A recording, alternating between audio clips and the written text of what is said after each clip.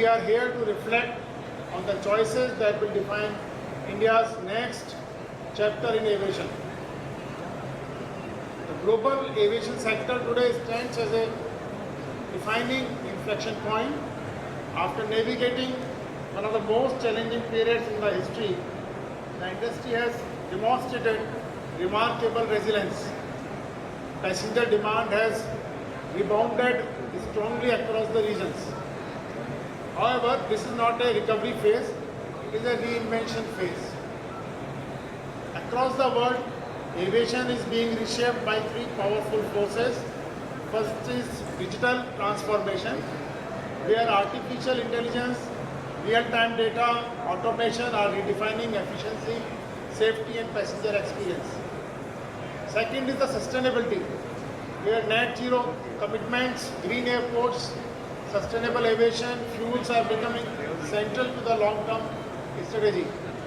Third is the ecosystem integration, where leading nations are building seamless linkages between airports, airlines, logistics, tourism and trade.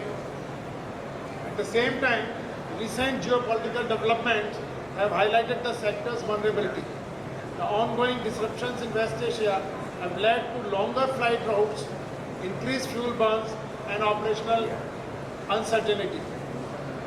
India has translated into 15 to 20% dip in inbound tourism and estimated of around 18,000 crore on aviation and tourism. This brings out a very critical point.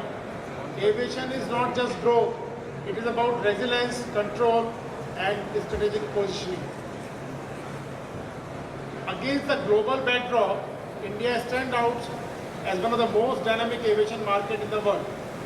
India is already the third largest domestic aviation market globally.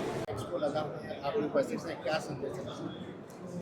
देखिए, भारत जो है बहुत ही एक उभरती हुई अर्थव्यवस्था है।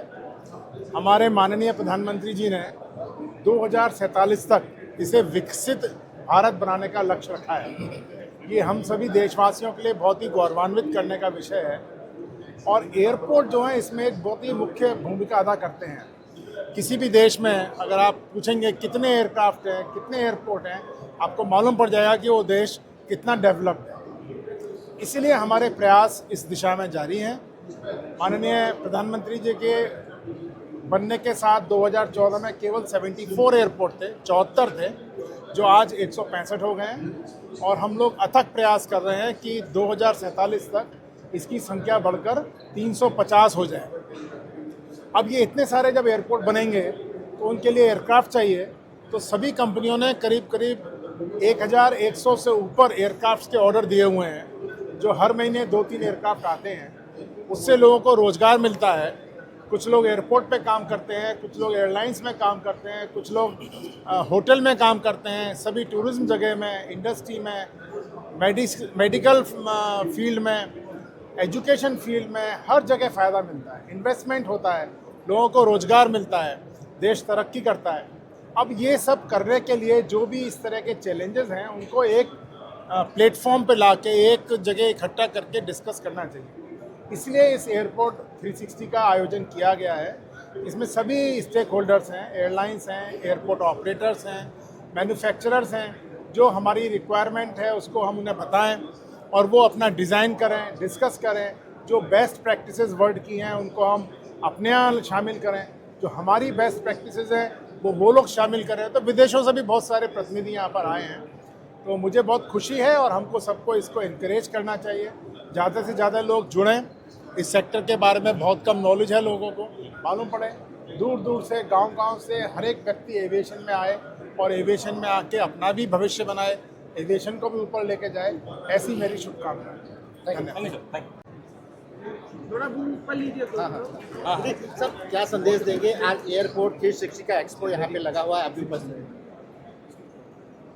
Airport 360 जब बोलते हैं, जो 360 करने से ये मतलब निकलता है कि इसमें एयरपोर्ट से रिलेटेड जितने भी स्टेक होल्डर्स हैं वो सब इधर एक जगह बैठ के कॉन्फ्रेंस में पार्टिसिपेट करेंगे, नॉलेज एक्सचेंज होगा, टेक्नोलॉजी एक्सचेंज होगा तो मैं खुद इधर जब से चालू हुआ है, ये इसको पैसेंजर टर्मिनल बोलते थे एक्सपो, अभी इसको एयरपोर्ट 360 बोल के, तभी एयरपोर्ट 360 इन ट्रू सेंस आप देखिए सारे aviation players, non aviation players सब साथ में आ रहे हैं। जब एयरपोर्ट आती है तो उसमें अलग अलग रिक्वायरमेंट्स आती है। एयरपोर्ट को सक्सेस बनाने में बहुत सारे पहलू होते हैं। हवा में कैपेसिटी होती है, फिर रनवे में कैपेसिटी होती है, तो taxiways, exits, contact stand, सारे टर्न अराउंड, पूरे एक्सटर्नल कनेक्टिविटी।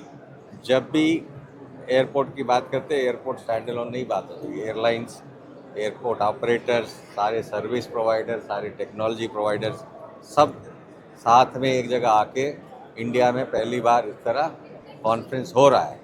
तो ये और एंकरेज करना चाहिए। आज लकीली मैंने देखा कुछ चीज़ें बाहर से इंपोर्ट होती है, 15-20% इक्विपमेंट बाहर से आज भी लाना पड़ता है, उसको यहाँ शोकेस किया जा रहा है कि इंडियंस भी बना सकते हैं। तो ये एक मीडियम है जो बहुत इम्पॉर्टेंट है कि हम मेक इन इंडिया जो मिशन है गवर्नमेंट का, उसको सक्सेसफुल बनाने का ये एक मंच है। Thank you, sir. Here the players have executed airport SS के लिए कुछ वेब के लिए जो सिक्योरिटी के तौर पे यहाँ पे डिफरेंट कंपनी यहाँ पे है सर। तो ये मेशंस का lots of crowd here there, how you look about it, look after that one, what you want to give the missions sir? No, I am very keen to visit every stall that is going to replace imported items. As I said, 15 to 20% cost of the project is through imported services or imported goods. So if anyone is calling me to see their product, I am very happily visiting, so that in our planning we can think that yes, there is an Indian manufacturer without compromising quality. He will be able to supply or build or provide services. So that's important. Thank you.